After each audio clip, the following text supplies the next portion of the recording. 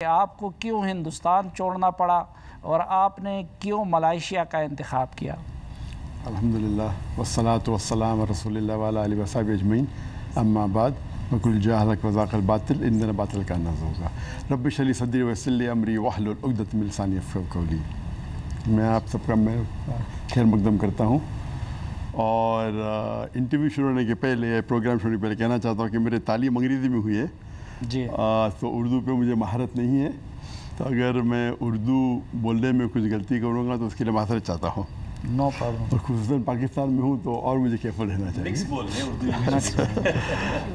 जो आपका natural style है वो हमें बहुत अच्छा। जी हाँ, जो आपने सवाल पूछा है कि क्यों मुझे हिंदुस्तान छोड़ना पड़ा, मैं कहता हूँ हिजरत। क्यों मैंने हिंदुस्तान से हिजरत की? हिजरत is a more better Islamic terminology. अल्हम्दुलिल्लाह अल्लाह के फजल से, अल्लाह के मदद से जब मैं दावती काम शुरू किया दीदा साहब से मुतासर होने के बाद 1991 में, और अल्हम्दुलिल्लाह अल्लाह ताला ने काफ़ी कबूलियत दी और अल्लाह की मदद से अल्हम्दुलिल्लाह काफ़ी गैर मुसलमान इस्लाम कबूल कर रहे थे। अल्लाह उनको हिदायत दे रहा था। तो क्योंकि क्राउड बढ़ रहा था, जब भी हम प्रोग्राम करते थे तकरीबन 25% गैर मुस्लिम होते थे, अक्सर हिंदू। तो अगर 1 लाख का मजमा होता था तो तकरीबन 25,000 होते थे गैर मुस्लिम, अक्सर हिंदू। जब 10 लाख का मजमा होता था तो 2.5 लाख होते थे गैर मुस्लिम, अल्हम्दुलिल्लाह। और अक्सर जो गैर मुस्लिम मेरे प्रोग्राम देखते थे अक्सर में से मुतासिर थे, मोर देन 95%। कुछ मुशद्दिद होते थे जो तो शिद्दत पसंद थे, शायद मुझसे खुश नहीं थे।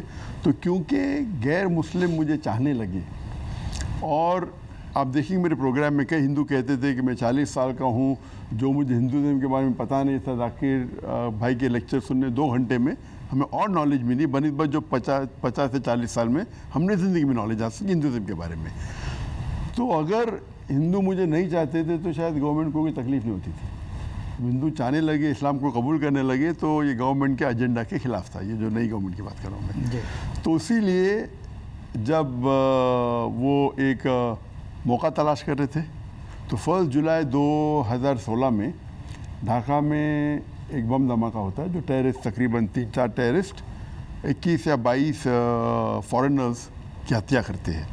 और एक टेररिस्ट, उसमें उनके जो न्यूज़पेपर है 3 जुलाई में आता है कि एक टेररिस्ट जाकिर नाइक का फेसबुक पे फॉलोअर था। तो नेक्स्ट डे पे पूरी इंडियन मीडिया कहती है कि जाकिर नाइक ने उस टेररिस्ट को इंस्पायर किया। 4 दिन बाद ये शाया होता है वही बांग्लादेशी न्यूज़पेपर में कि हमने कभी भी नहीं कहा कि जाकिर ने इंस्पायर किया, हमने सिर्फ कहा कि एक टेररिस्ट उनका फॉलोअर था फेसबुक पे। लेकिन इंडियन मीडिया, जो आप बांधते गोदी मीडिया कहते हैं, वो शुरू में अल्हम्दुलिल्लाह काफ़ी मेरे ख़िलाफ़ बात करने लगे। लेकिन अल्हम्दुलिल्लाह ये अच्छी बात थी कि हिंदुस्तान में जितने मुसलमान में फ़िरके, उसके बावजूद माशाअल्लाह अक्सर लोग ने मुझे सपोर्ट किया।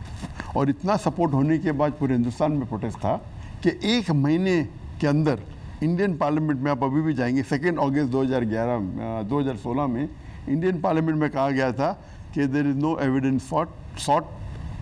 Evidence found about doctor Zakir Naik और इस organization Islamic research foundation, and they are not involve in any terrorist activity. तो ये बोलने के बाद सब प्रोटेस्ट कम हो गए, लेकिन उनका एजेंडा कुछ और था। चंद महीने बाद नवंबर में जब हिंदुस्तान के मुसलमानों को मुस्लिम पर्सनल, यूनिवर्सल मुस्लिम पर्सनल यूनिफॉर्म सिविल कोड के चक्कर में उनको उलझाया गया और उसके दरमियान हमारा ऑर्गेनाइजेशन को बैन की। तो क्योंकि ये ऑनस्लॉट जो मेरे खिलाफ हुआ, उसीलिए उस वक्त मैं उम्रा कर रहा था, रमज़ान का महीना था और मक्का में था। तो हमारे जो लॉयर्स थे कहा कि अब बाहर ही रहेंगे तो अच्छा है। तो उसके बाद मैं वापस गया ना, ऐसा नहीं कि मैं छोड़ दिया, मैं बाहर था और उस वक्त ये हुआ। और उसके बाद जब इल्ज़ाम लगने लगे तो फिर उसके बाद मैं वापस गया नहीं। और अल्हम्दुलिल्लाह अल्लाह का फजल था कि कभी ख्वाब व ख्याल में नहीं सोचा था कि ये इल्ज़ाम मुझ पे लगेगा ऑन टेररिज्म।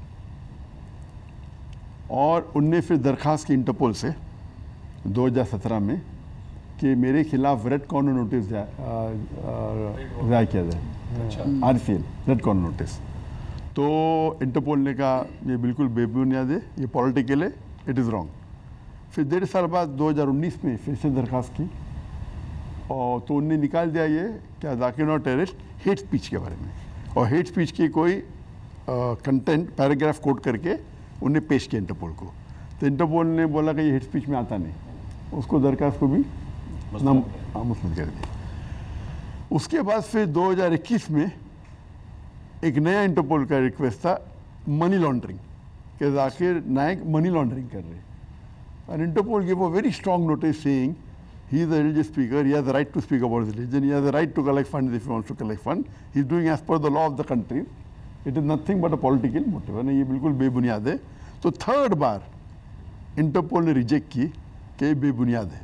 और नॉर्मली अगर कोई गवर्नमेंट कोई मुसलमान के खिलाफ टेररिज्म के ऊपर अगर करती है कि नोटिस करो तो 99% में लॉयर्स कहते कि कर देते, लेकिन क्योंकि मेरे इतने तकरीर मौजूद थे इंटरनेट पे, इट वाज ऑब्वियस, तो अल्हम्दुलिल्लाह वो नाकामयाब भी।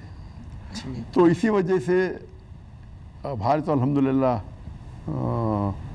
अल्लाह के फजल से कोई तकलीफ़ नहीं, लेकिन उसके वजह से हिजरत करने पड़ा।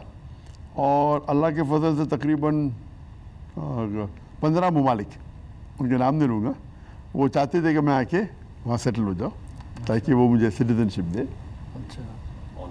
और ये 15 ममालिक से मैं मेरे खुद के रिसर्च के मुताबिक मेरे नज़दीक मलेशिया जितने भी मुसलमान ममालिक है जो भी फ़िलहाल है, मेरे नज़दीक सबसे बेहतर था इस मामला में।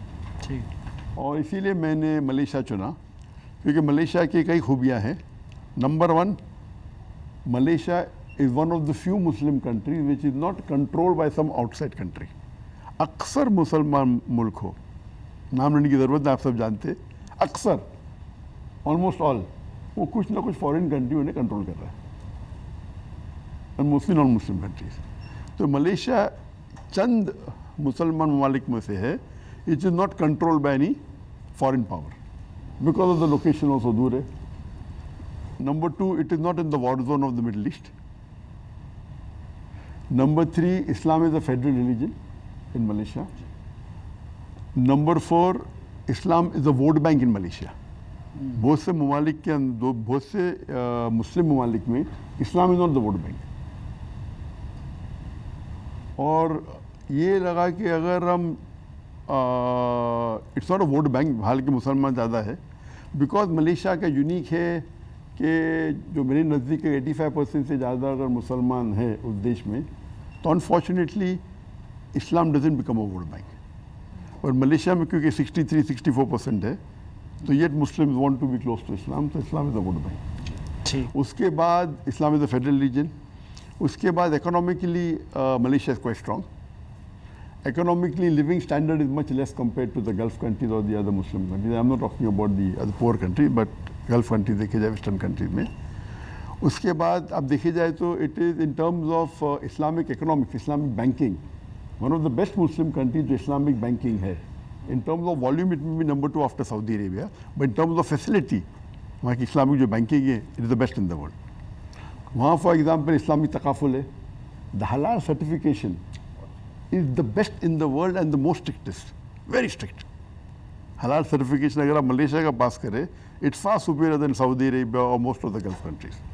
ठीक। उसके बाद इवन अगर आप टैक्स देना चाहते हैं, इनकम टैक्स आपको लागू होता है।